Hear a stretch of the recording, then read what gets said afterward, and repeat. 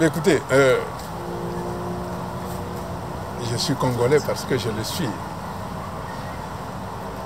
Mais je disais que j'aimais un politique français qui disait si les hommes politiques interprètent correctement la réalité politique à laquelle ils sont confrontés, c'est-à-dire Pierre Mendès France,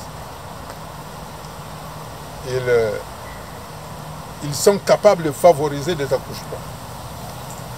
Et parce que je suis fondamentalement congolais, que je comprends la réalité dans laquelle le Congo se trouve aujourd'hui, la réalité dans laquelle les Congolais se trouvent aujourd'hui.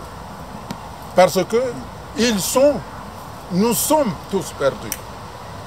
Parce que les responsables politiques qui avaient la responsabilité politique n'ont pas su favoriser des accouchements meilleurs. Ça a été des accouchements dans de la douleur, toutes sortes de douleurs. Je pense que ce n'est pas la peine de revenir sur ce qui fait très mal. Mais quand je dis des accouchements dans la douleur, ça veut dire un échec total. Nous avons eu un beau bébé. Le bébé, le 28 novembre 1958, nous l'avons étouffé en cours de route. On a commis un parricide, on a tué le bébé Congo. Donc aujourd'hui, pendant cette période, nous pouvons dire que nous sommes en grossesse. Et c'est à nous de favoriser ces accouchements-là. Parce que je suis fondamentalement congolais, que je comprends les Congolais. Il est vrai, on a souvent dit, mais c'est devenu un Français. Mais on me traite ainsi parce que j'utilise des concepts français. Parce que le français, les mots français ont une valeur. Il faut donc appliquer ces valeurs-là.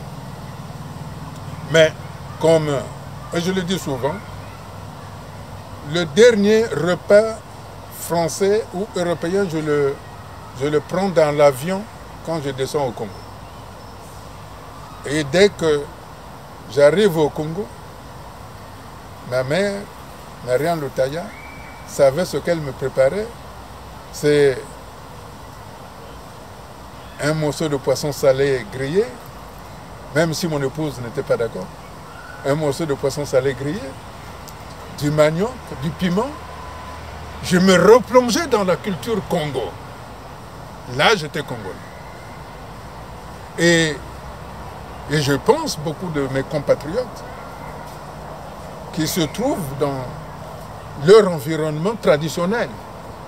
Je dis traditionnel, caractéristique de ces traditions multiples qui constituent la culture congolaise, celle lorsque nous étions jeunes, lorsque il y avait la fête, la quinzaine, ça s'appelait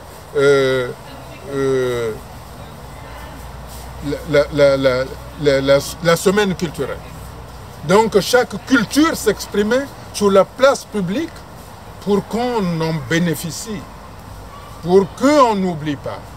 Et donc, je suis fondamentalement Congo parce que je mange tranquillement ce que les pères de mes pères mangeaient. Je fais ce que les pères de mes pères faisaient. Je n'ai pas oublié cette tradition. C'est pour ça que je dis, régler le problème du Congo, ça doit se régler selon la tradition. Et selon la tradition, c'est le mbongi, comme on dit chez les Congos, et le kanza, comme on dit dans la partie septentrionale, les mboshi. Et comme nous avons besoin de ceux qui nous regardent, puisque nous ne sommes pas seuls, le Congo n'est pas seul, il y a la communauté internationale. Alors nous allons vers la communauté internationale, en appelant ça conférence internationale, qui n'est autre que le Kanza ou le Mbongi, mais à l'échelle internationale, pour que nous puissions trouver des solutions qui ne seront pas biaisées par telle ou telle influence, mais que nos partenaires, c'est-à-dire la communauté internationale, qui sera, si vous voulez, le comité de suivi, le juge, ou plus précisément, ceux qui vont dire, effectivement, il y a ça, donc voilà la direction à prendre. Et donc voilà pourquoi je dis que la proposition que je fais et que j'aimerais que la proposition que je propose et que je sollicite l'indulgence des Congolais d'y aller, elle est fondamentalement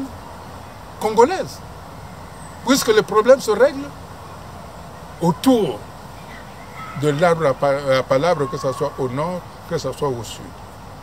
Voilà pourquoi, fondamentalement congolais, j'appelle à la conférence internationale.